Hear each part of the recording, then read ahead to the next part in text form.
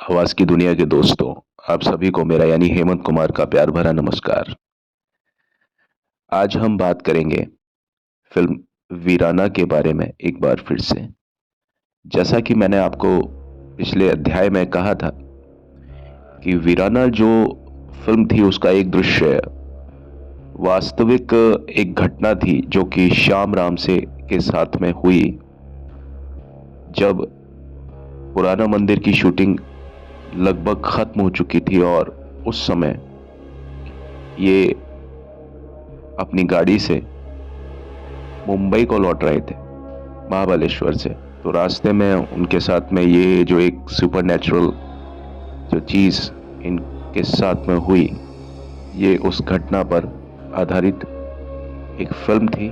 और उस सीन को यानी उस दृश्य को सोच करके और फिर उसके इर्द गिर्द ये पूरी कहानी को फिल्म के लिए रचा गया। आइए इस फिल्म से जुड़े हुए और भी कुछ रोचक तथ्य जानने की हम कोशिश करते हैं। इस फिल्म में आपने देखा होगा जो लीड एक्ट्रेस जिनका बहुत ज़्यादा नाम हुआ और कई और भी फिल्मों में इन्होंने काम किया, मैं बात कर रहा हूँ जैस्मीन की। तो जैस्मीन की फिल्में और भी आ चुकी थी, ऐसा नहीं था कि ये पहली जो फिल्म थी वीराना उसमें ही जैस्मीन के बारे में हमें मालूम चलता है। तो जैस्मीन इस फिल्म का एक अभिन्न हिस्सा रही और जैस्मीन को लेकर के और भी कई फिल्में बनाने की योजना थी रामसे ब्रदर्स की, लेकिन ये हो ना सका। जैस्मीन, जैसा आपको मालूम होगा कि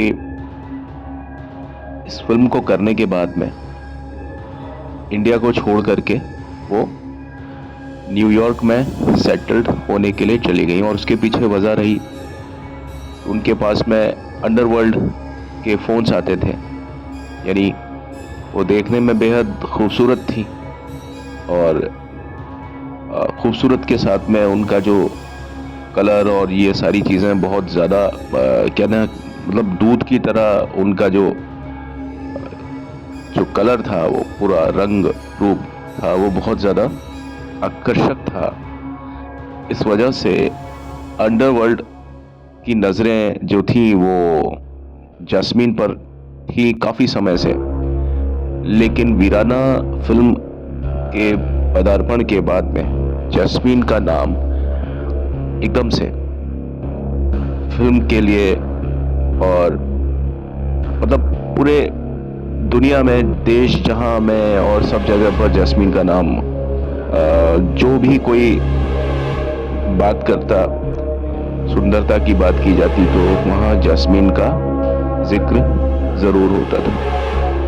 और विश्वास मानिए आपकी ये फिल्म जो थी, ये हालांकि सी और बी कैटेगरी की फिल्म थी, लेकिन इस फिल्म ने इतना अच्छा अपना इतिहास रचा कि रामसे ब्रदर्स की जो दो खतरनाक फिल्मों में, जिनको देख करके उनका अगर म्यूजिक ट्रैक को भी अगर हम सुनते हैं तो सबके रोंगटे खड़े कर दे, उसमें वीराना का नाम सबसे पहले आता है। और वीराना और पुराना मंदिर का कोई किसी से कम नहीं है, लेकिन वीराना की बात एकदम अलग है। और उसमें जो माहौल एक बना है, वो कई फिल्में कोशिश करती हैं कि भाई इस तरह का माहौल क्रिएट कर लें at the time of making और after the release of the movie, लेकिन वो माहौल एक वो क्रिएट नहीं हो पाता है जो कि आप जब फिल्म को देखते हैं।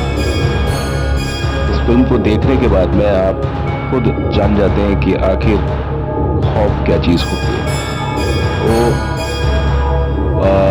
जैस्मीन का बाद में क्या इतिहास रहा, इसके बारे में मैं आपको अलग से एक वीडियो बनाऊंगा, उसमें आप जैस्मीन की पूरी कहानी को देखिएगा। क्योंकि जैस्मीन के बारे में बहुत ज़्यादा अफवाहें हैं कि क्या जैस्मीन इंडिया में है, क्या जैस्मीन बाहर है, या जैस्मीन अब इस दुनिया में है या नहीं है। इसके बारे में विस्तार से एक वीडियो मैं बस अब कुछ ही दिन में बनाऊंगा, तो उसका इंतज़ार करें थोड़ा सा। और इस फिल्म का एक आपको मालूम होगा इस फिल्म का एक रीमेक बनने वाला था वीराना 3D के नाम से, और 2017-18 में वो फिल्म बनने वाली थी, और श्याम राम से ही इस फिल्म को डायरेक्ट करते अपनी बेटी के साथ में, साशा राम से उनका नाम है। लेकिन वो किसी वजह से वो जो योजना थी वो ठंडे बस्ते में चली गई। काश कि ऐसा होता कि फिल्म अगर 3D इफेक्ट पर आती, तो कहने ही क्या कि ऐसी फिल्म जो 3D इफेक्ट पर जो अपना असर करती है, उनका अपने आप में एक तिलिस्म, एक जादू दर्शकों के सर पर चढ़ के बोलता है। और इस फिल्म से जुड़ा हुआ एक किस्सा ये भी है कि ये फिल्म जो थी ये आने वाली थी 1985 में, लेकिन ये फिल्म करीब 3-3.5 साल डिले हो गई, लेट हो गई, क्योंकि इसमें कुछ सेंसरशिप का ही कुछ इशू रहा, और इसमें पहले कलाकार कुछ और थे। फाइनल कास्टिंग में जो आपको दिखाई देते हैं, ये उस कास्टिंग से बिल्कुल अलग थी चीज़, जो कि आपने मतलब पहले कुछ और कलाकार थे, बाद में कुछ और हो गए। और उसी बीच में रामसे ब्रदर्स की जो मूवी थी सामरी और तहखाना, वो 1985 में आ चुकी थी। क्योंकि ये प्रोग्राम थोड़ा सा डिले हो गया था, क्योंकि ये बहुत एक महत्वाकांक्षी एक परियोजना के तहत ये कार्यक्रम हो रहा था। जैसा कि मैंने आपको बताया कि श्याम राम से कि सच्चे जो उनका अनुभव था उस पर आधारित ये फिल्म थी। और इस फिल्म में सुमन कल्याणपुर की आवाज़ का यूज़ किया गया है, मतलब उनकी आवाज़ इस फिल्म में आपने सुनी। और सुमन कल्याणपुर एक ऐसी गायिका रही हैं जो कि लता मंगेशकर के समतुल्य माना गया है सुमन कल्याणपुर को, और किसी वजह से और किन्हीं परिस्थितियों में सुमन कल्याणपुर को वो वेटेज नहीं मिला फिल्म इंडस्ट्री में, सिंगिंग में। लेकिन सुमन कल्याणपुर का एक गाना इसमें था, ओ साथी रे तू कहाँ है। आप इस गाने को सुनिए, और ये गाना सुमन कल्याणपुर का आखिरी गाना था फिल्म इंडस्ट्री में, और ये पिक्चराइज किया गया था इस फिल्म की जो मतलब एक्ट्रेस थी लीड जैस्मीन के नाम से, उन पर ये फिल्माया गया था। इस फिल्म का एक रीमेक बनाया गया था 2001 में तहखाना के नाम से, और उसे बनाया था, डायरेक्ट किया था किशन शाह ने। ये फिल्म जो थी रिलीज हो गई होती, जैसा कि मैंने बताया, इसकी डेट थी रिलीज की 20 जून सन 1985, लेकिन किन्हीं कारणों की वजह से ये मुलतवी हुई 3 साल के लिए, और फिर ये फिल्म 1988 में जाकर के रिलीज हुई। जैसा कि मैंने आपको बताया कि इस फिल्म में पहले जो कलाकार थे वो कुछ और थे। पहले इसके कलाकार जो थे वो राजन सिप्पी, रोशनी, सलोनी, ये लोग जो थे ना इसके कलाकार हुआ करते थे। लेकिन बाद में इनमें थोड़ा चेंज वगैरह हुआ, और फिर आपको जो पर्दे पर जो दिखाई देते हैं वो हैं हेमंत बिरजे, जैस्मीन, साहिला चड्डा, आपके सतीश शाह और विजेंद्र घाट के। और इस फिल्म में सबके जो नाम है वो मूल नाम है। हेमंत बिरजे का नाम हेमंत रखा है इसमें, जैस्मीन का नाम जैस्मीन धुन्ना है, तो जैस्मीन धुन्ना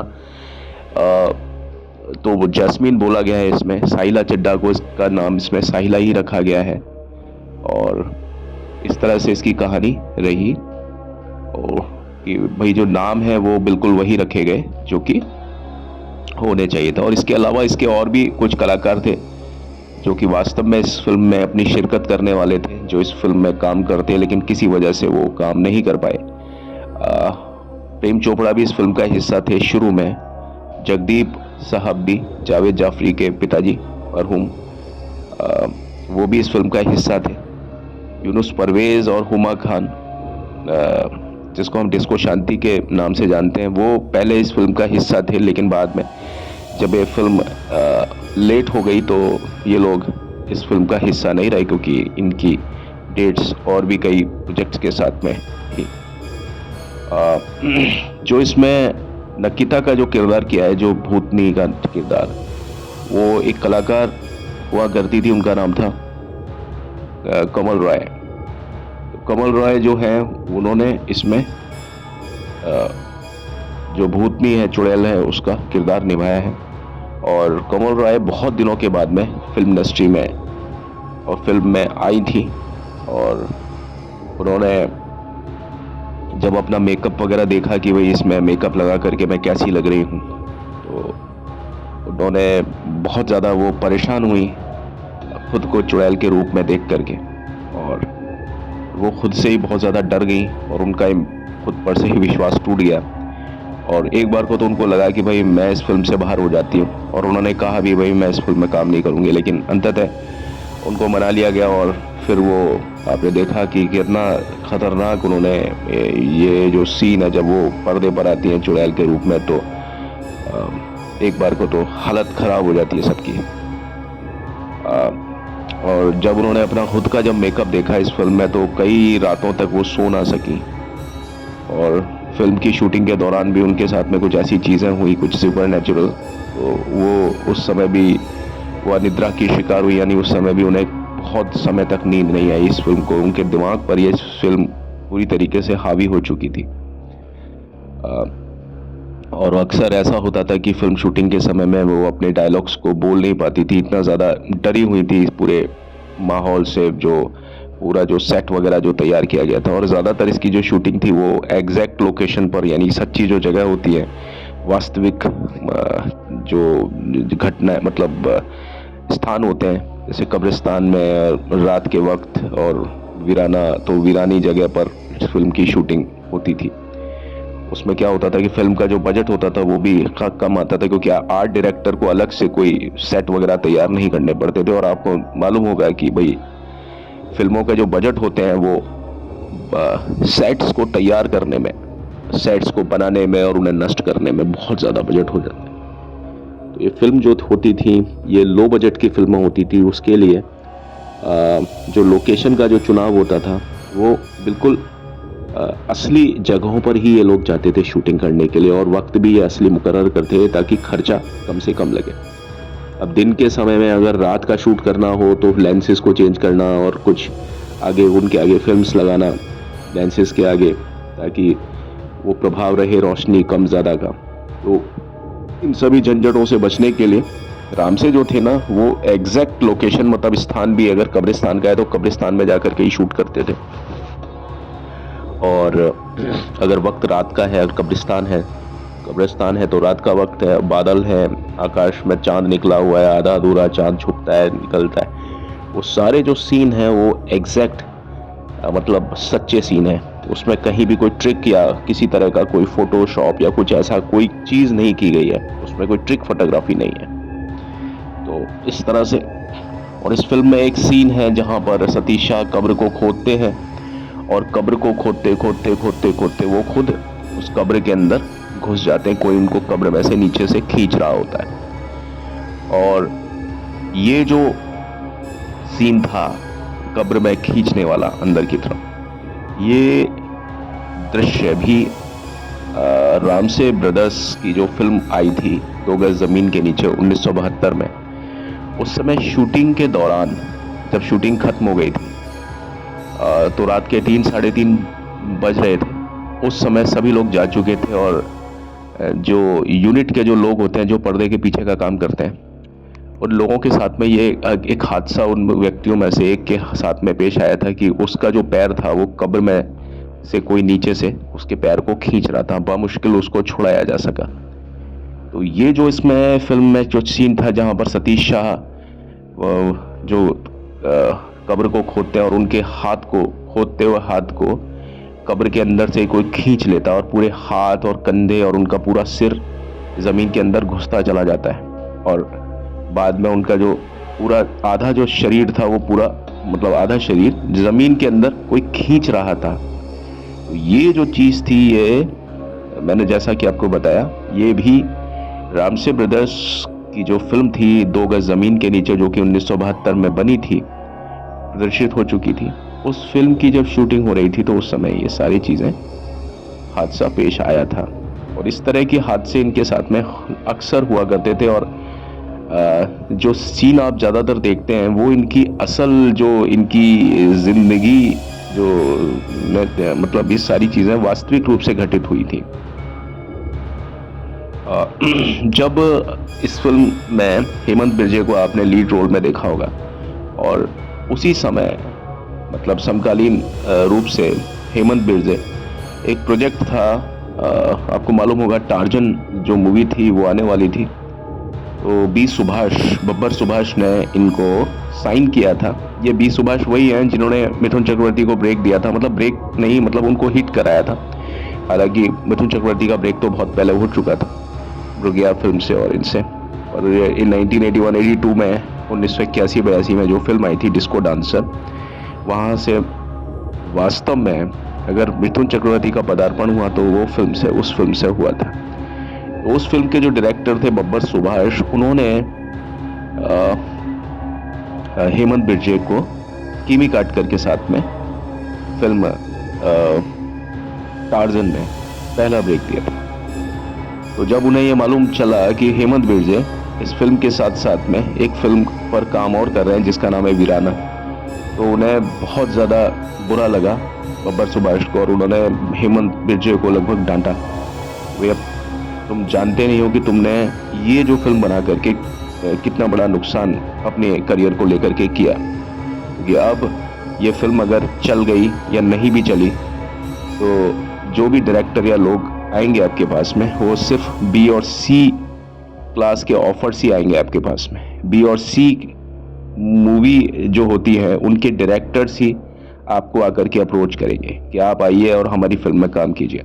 आपको कोई भी एक ग्रेड जो मतलब ए क्लास मूवी जो होती है उनका डायरेक्टर कोई भी आपसे आकर के संपर्क नहीं करेगा। और ऐसा ही कुछ हुआ था हेमंत बिरजे के साथ में कि हेमंत बिरजे ने कुछ इस तरह की गलतियां कर ली अपने करियर में कि जहां फिल्में आने के बाद में बी और सी क्लास की ग्रेड की फिल्में जो हुआ करती थी, इसकी वजह से फिर हेमंत बिरजे का करियर उस तरह से नहीं चल पाया जिस तरीके से चलना चाहिए था। उनके करियर की अगर हम बात करते हैं तो सिर्फ टार्जन एक ऐसी फिल्म थी जिसको लेकर के हेमंत बिरजे को याद किया जाता है।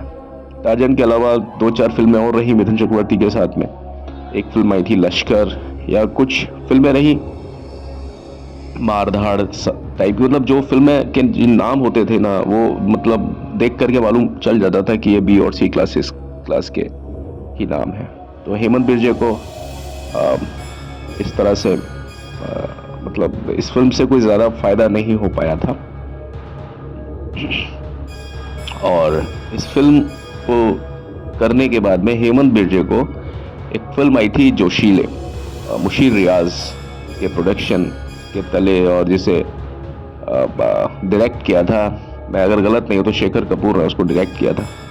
तो उस फिल्म का शोले का ही वो एक संस्करण था जो जोशीले नाम से 1989 यानी 1989 में आने वाला था और आया, और उसमें 3 लोगों ने काम किया। मुख्य रूप से जो 2 दोस्त थे, सनी देओल और अनिल कपूर, और साथ में कुलभूषण खरबंदा जो मेन जो लीड में थे, विलेन में, और साथ में थे राजेश विवेक।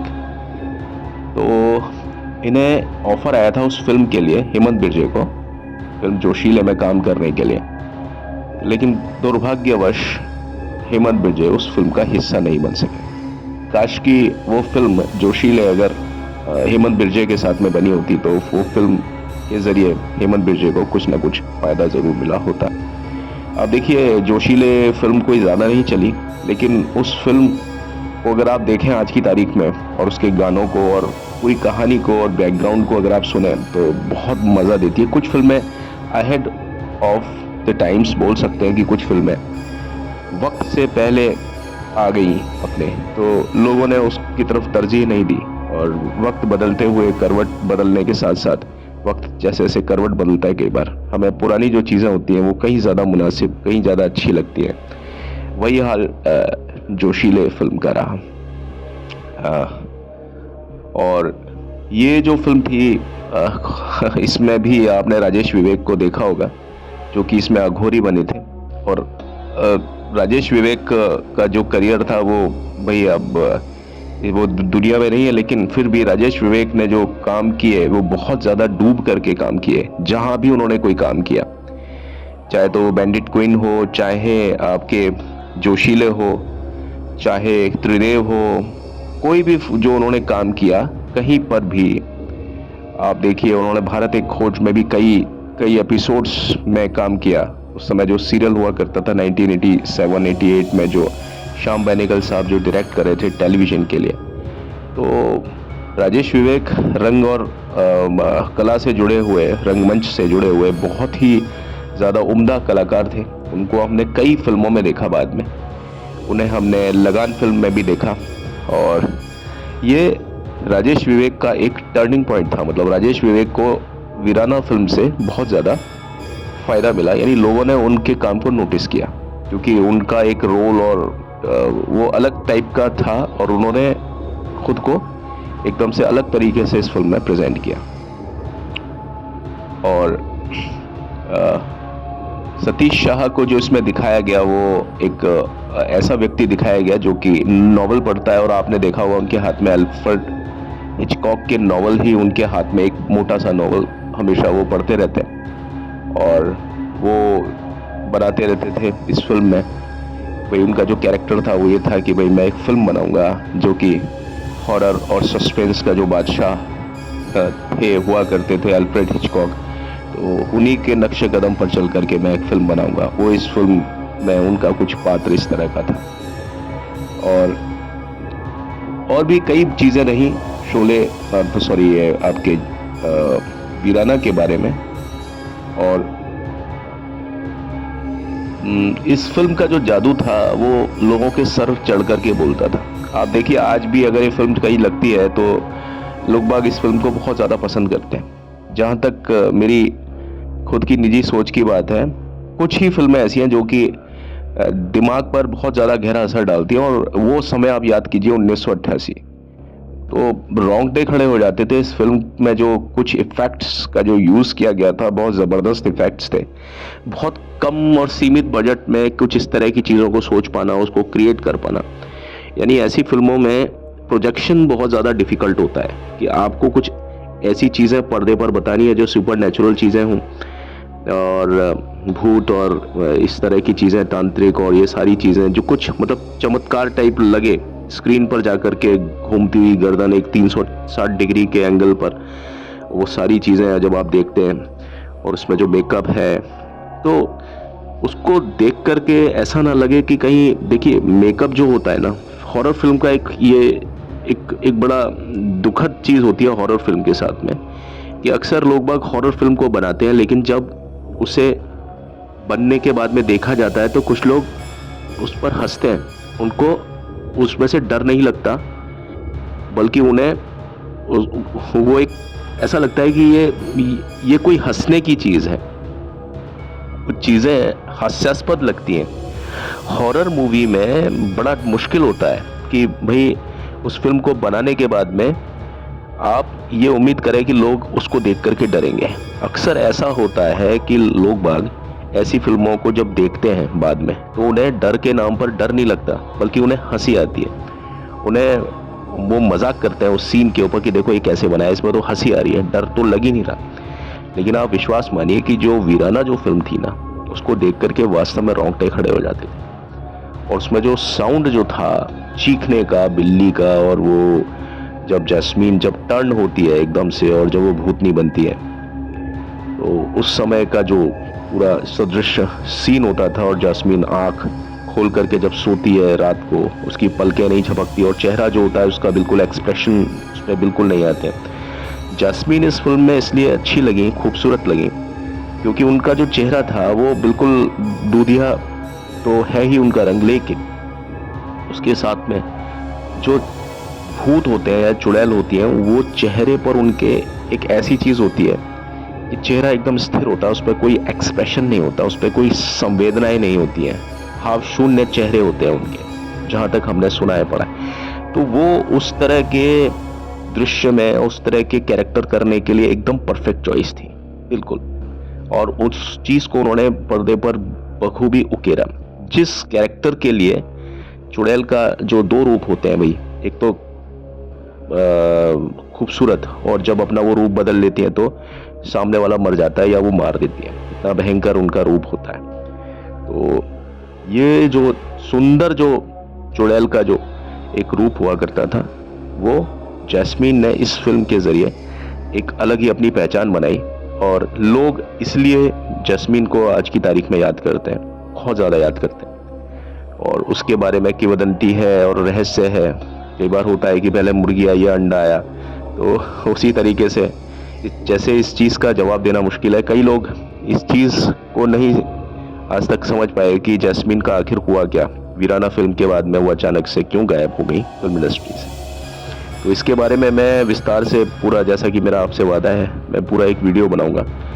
और आज मैंने आपको बताया वीराना फिल्म से जुड़ा हुआ ये किस्सा, जो किस्से नहीं मतलब ये पूरी बात है जो कि शायद आपको मालूम।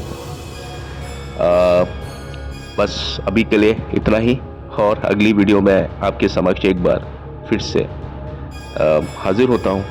और जाने से पहले बस मेरी आपसे ये रिक्वेस्ट है कि प्लीज़ मेरे चैनल को लाइक शेयर सब्सक्राइब ज़रूर करें, क्योंकि हमारे लिए सिर्फ आप ही सब कुछ हैं जिनसे हम ये कह सकते हैं। और कोई हमारे बीच में कोई मतलब ये होता है ना कि कोई हमारे बीच में एक रिश्ता है, ऐसा रिश्ता है कि एक प्रेम का रिश्ता, एक रेगुलरिटी का रिश्ता है। बस इस रिश्ते को अगर आप थोड़ा सा मजबूत रखें, बरकरार रखें, तो हम जैसे नए लोगों के लिए, नए यूट्यूबर्स के लिए एक बहुत अच्छा एक कदम आप लोगों की तरफ से होगा, मैं ऐसा समझता हूँ। ठीक है, अभी तो चलता हूँ, लौट के मिलता हूँ इस वादे के साथ कि कल आपसे फिर से मुलाकात होगी किसी और विषय के साथ में। तब तक के लिए मुझे आज्ञा दीजिए।